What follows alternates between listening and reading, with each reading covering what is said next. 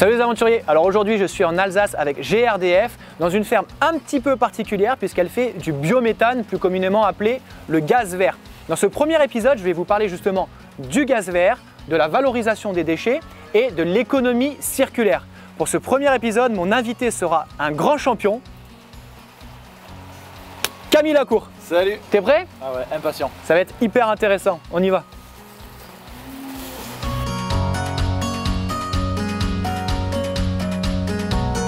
Voilà, on va chez Émilie, l'agricultrice qui nous accueille. Et, tiens, regarde, elle est là. Ah ouais. Très bien.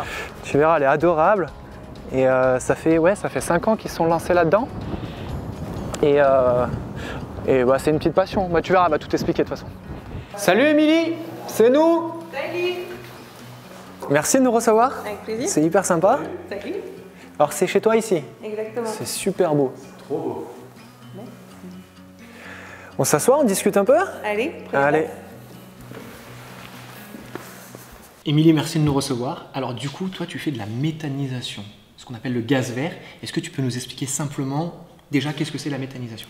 Alors, la méthanisation en elle-même, c'est une réaction biologique, c'est un processus qu'on peut trouver dans plein d'endroits dans la nature.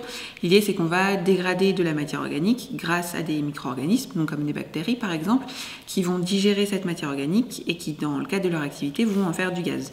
Donc nous, ce qu'on fait, c'est en gros, on met des déchets dans des grosses cuves en béton et les bactéries vont les digérer et en faire du gaz qu'on va récupérer et qu'on va pouvoir valoriser.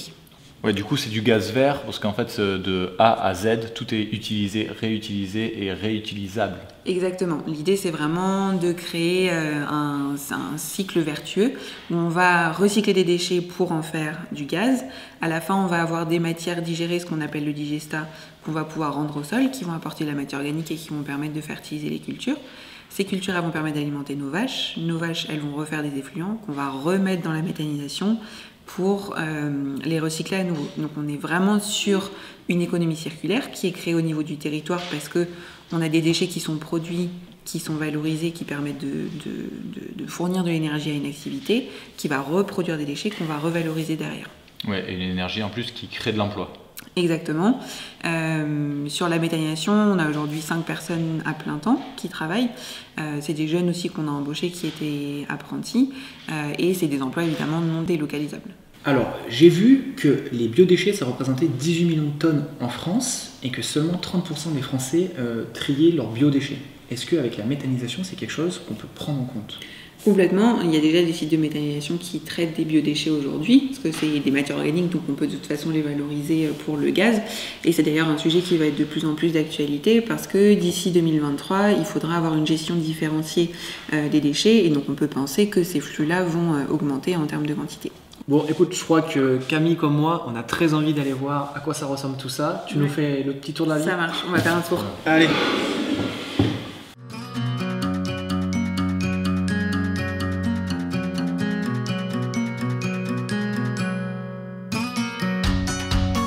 Donc là, on va au méthaniseur.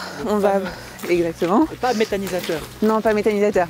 Méthaniseur, unité de méthanisation, biogaz. En général, c'est les termes qu'on peut utiliser. La ferme telle qu'elle existait n'était pas suffisamment grande pour pouvoir assurer le revenu de 2 personnes.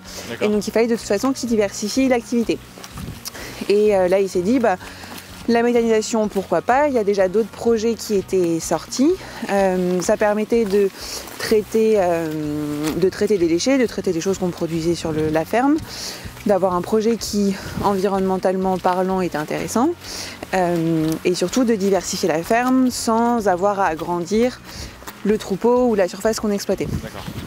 Du coup, là, on est sur le site du méthaniseur. C'est les plateformes où on va stocker toutes les matières qui nous sont livrées en fait en entrée. C'est que votre ferme ou Alors, il y a des matières qui viennent de notre ferme. Donc, on va traiter nos effluents d'élevage, donc les fumiers, les lisiers et des résidus de culture.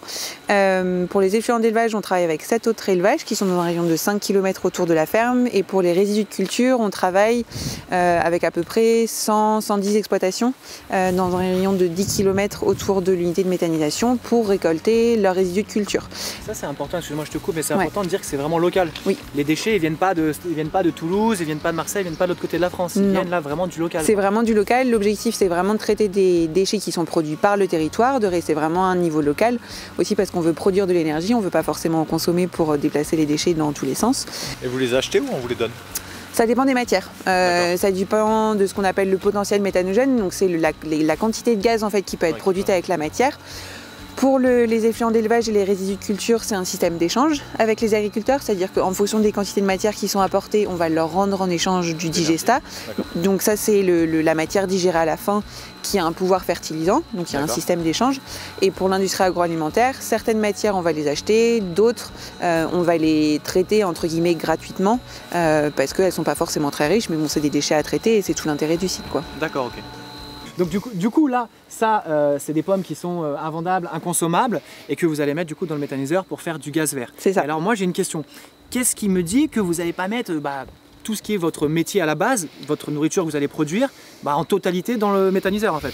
Alors, déjà en France, il y a une loi qui limite le pourcentage, les quantités de ce qu'on appelle les cultures dédiées qui peuvent être mises dans le méthaniseur. C'est-à-dire qu'une culture dédiée, ça peut être un maïs qu'on va ensiler pour des vaches, ça va être du blé qui va être vendu pour la consommation, enfin l'alimentation humaine.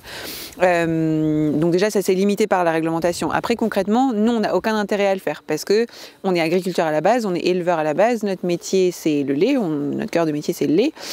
Et donc tous les fourrages qu'on va produire sur l'exploitation sont destinés aux animaux. C'est-à-dire qu'on ne met rien dans le méthaniseur qui pourrait être utilisé en alimentation animale ou en alimentation humaine. Ok, donc on est d'accord que avec le méthaniseur, vous ne gagnerez jamais plus d'argent en mettant la nourriture que vous allez produire dans le méthaniseur qu'en la vendant ou qu'en la donnant aux animaux. Exactement. En termes de valeur des fourrages, par exemple l'herbe, on a beaucoup plus intérêt à mettre de l'herbe, enfin donner de l'herbe aux vaches et à nourrir nos vaches avec de l'herbe que de le mettre dans le méthaniseur. C'est vraiment pour éviter le gaspillage, quoi. Exactement, complètement. La vocation du site, c'est vraiment de traiter uniquement des déchets. Ok, et puis votre passion c'est d'être agriculteur, à Exactement. aucun moment vous allez devenir méthaniseur professionnel. Non, on est agriculteur-méthaniseur et la partie agriculteur est importante parce que c'est la ferme au départ, c'est l'histoire de la ferme au départ et ça reste notre cœur de métier. Donc la méthanisation est une activité qu'on vient faire en plus et qui permet de diversifier notre métier, de diversifier nos revenus.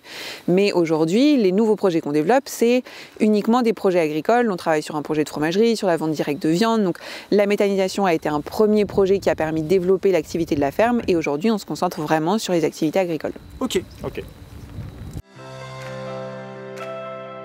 Donc là, on arrive au méthaniseur, c'est ça? Voilà, exactement. Et on va voir dans le local technique comment ça se passe. C'est immense.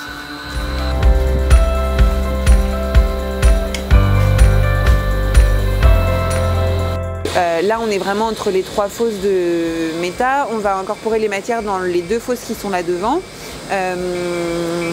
On va avoir 2 tiers dans une fosse, à peu près 1 tiers des matières dans l'autre. Donc c'est la supervision qui permet de contrôler tout ce qui se passe sur le site. Ça, on y a accès à distance, donc ça veut dire que depuis notre téléphone, n'importe où, on peut se connecter et voir ce qui se passe à la méta. Ce qu'on a dans les dômes, c'est du biogaz, donc c'est à peu près moitié méthane, moitié CO2. Le biogaz, on peut en faire différentes choses. On peut soit le faire passer sur un moteur de cogénération, ce qu'on appelle, où on va faire de l'électricité et de la chaleur. Ou alors, et c'est ce que nous on fait, on peut le purifier pour en faire du biométhane. Parce que ce qui est intéressant dans le biogaz, c'est le méthane, parce que c'est le méthane qui a un pouvoir calorifique, qui va pouvoir faire de la chaleur, de l'énergie. Et du coup, nous, ce qu'on fait, c'est que le gaz, on va l'injecter directement sur le réseau de gaz de ville. Et on peut aller voir les membranes.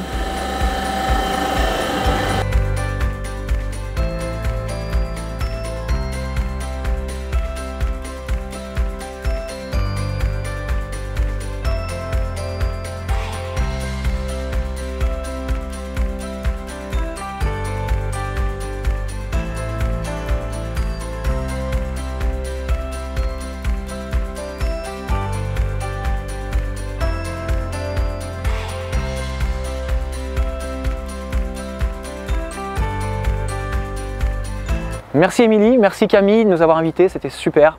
Super intéressant, on a appris plein de choses, donc merci beaucoup. Merci d'être passé. Et bien moi je reviens dans pas longtemps pour faire un épisode 2 avec Guillaume Ruchon, tu verras c'est un phénomène. On va parler de l'impact positif de la méthanisation sur l'environnement. Quant à vous, n'hésitez pas à liker, partager ou commenter la vidéo, on se revoit très rapidement.